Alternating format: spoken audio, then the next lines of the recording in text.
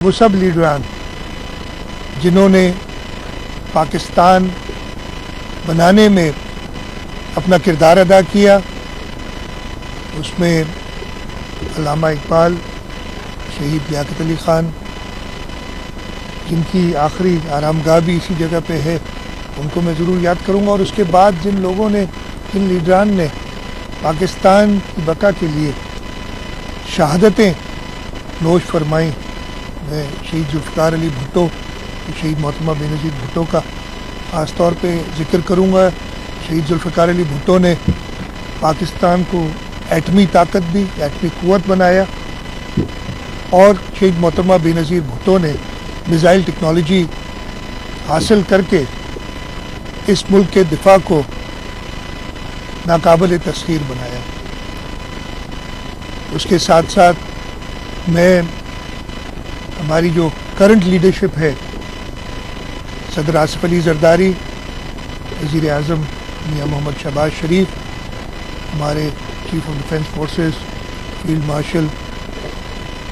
سید عاصم منیر، اور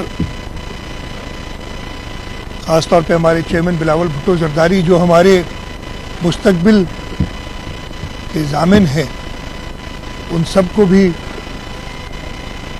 خراج عقیدت پیش کرتا ہوں۔ 2025 میں اس طریقے سے بھارت کو شکست فاش دی، اور نہ صرف جنگی میدان میں، وہ تو بڑا واضح تھا، بلکہ اس کے ساتھ ساتھ سیاسی اور ڈپلومیٹک فرنٹ پہ بھی بھارت کو، جو اپنے آپ جس کو غرور تھا کہ اس کے دنیا سے تعلقات بڑے اچھے ہیں، اور جو ہمیشہ پاکستان کو ایک پوری طرح سے پیش کرتا تھا دنیا میں، اس سب پروپیگنڈا کو بھی شکست دی۔ آج کے دن میں ضرور اپنے کشمیر کے بھائیوں اور بہنوں کو یاد کروں گا، جنہوں نے بھی اپنے حق خود ارادیت کے لیے شہادتیں نوش فرمائی ہیں، اور اس کے ساتھ ساتھ فلسطین میں بھی جو مظالم 2025 جہاں پہ کامیابیوں کا سال تھا، اس کے ساتھ ساتھ ہمارے لیے، پوری مسلم امت کے لیے ایک افسوس کا بھی مقام تھا کہ اسرائیل کی جارحیت، اس میں ہزاروں کی تعداد میں ہمارے مسلمان فلسطینی بھائی اور بہنیں شہید ہوئے، اس کو ہم مؤثر طریقے سے روک نہ سکے۔ اور یہی دعا ہے کہ عالم اسلام متحد ہو کے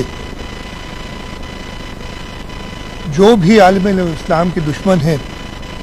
ان کا مقابلہ کرے، اور حق پہ جو ہیں ان کا ساتھ دے،